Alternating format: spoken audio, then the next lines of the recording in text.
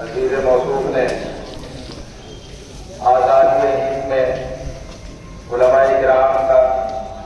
علماء دیوبند کا اور مسلمانوں کا جو کردار رہا ہے اس پر مفصل روشنی ڈالی، اور ہم یہ کہہ سکتے ہیں اور پورا ہندوستان ہماری اس بات کی گواہی دے گا کہ نہیں منت کشے تابے سنیدن داستاں میری، نہیں منت کشے تابے سنیدن داستاں میری، زبانی گفتگو ہے بے زبانی ہے زباں میری، اٹھائے کچھ ورق لالا نے کچھ گل نے کچھ نرگس نے، اٹھائے کچھ ورق لالا نے کچھ نرگس نے کچھ گل نے، چمن میں ہر طرف لکھی ہوئی ہے داستاں میری، پتا پتا بوٹا بوٹا حال ہمارا جانے ہے، پتا پتا بوٹا بوٹا حال ہمارا جانے ہے، جانے نہ جانے گل بھی نہ جانے بات کو سارا جانے ہے۔ اور ہم یہ کہہ دینا چاہتے ہیں کہ ہمارا خون بھی شامل ہے تسکین گلستان میں، ہمارا خون بھی شامل ہے تسکین گلستان میں، ہمیں بھی یاد کر لینا چمن میں جب بہار آئے۔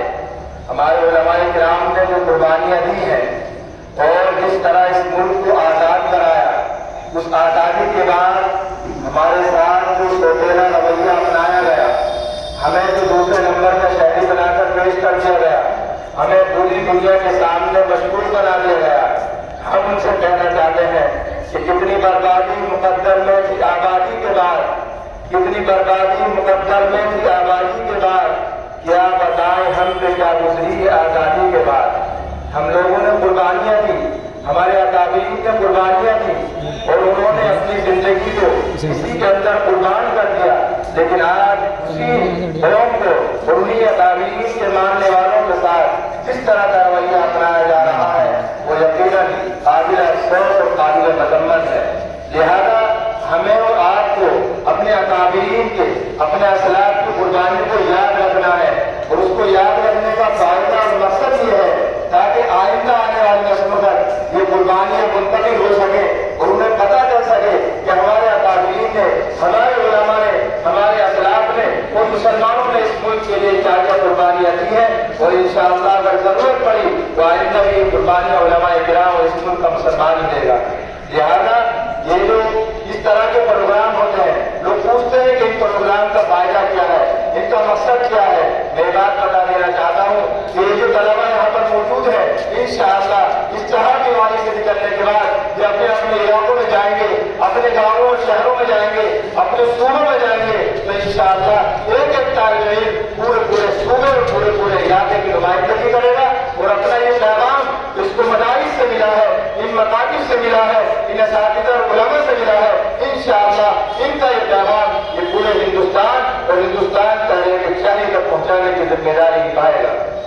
لہذا ہمیں ضرورت ہے اور افسوس کی بات ہے کہ آج ہم ہی اپنی قربانیوں کو بھول گئے ہیں، اپنے اکابرین اور اپنے اسلاف کی قربانیوں کو یاد نہیں کرتے۔ ہم لوگ یہ سمجھتے ہیں کہ 1857 کے بعد جنگ آزادی شروع ہوئی ہے، حالانکہ جنگ آزادی کی ابتدا جب انگریز یہاں پر آیا اور اس کے بعد 1457 کے اندر سب سے پہلے نواب سراج الدولہ نے ان کا مقابلہ کر کے جام شہادت نوش کیا، اس کے بعد سے ابتدا اور تاریخ شروع ہوتی ہے۔ اور سب سے پہلے فتویٰ 1803 میں شاہ عبدالعزیز محدث دہلوی رحمۃ اللہ علیہ نے دیا، اور فتویٰ دینے کے بعد ان کو اس کی سزا ملی، اور سزا کے طور پر ان کو جلا بدر کر دیا گیا، ان کو زہر دیا گیا، اور ان کی کمر اور جسم کے اوپر چھپنی کا اٹھن میں لگا، جس کی وجہ سے ان کی بینائی چلی گئی۔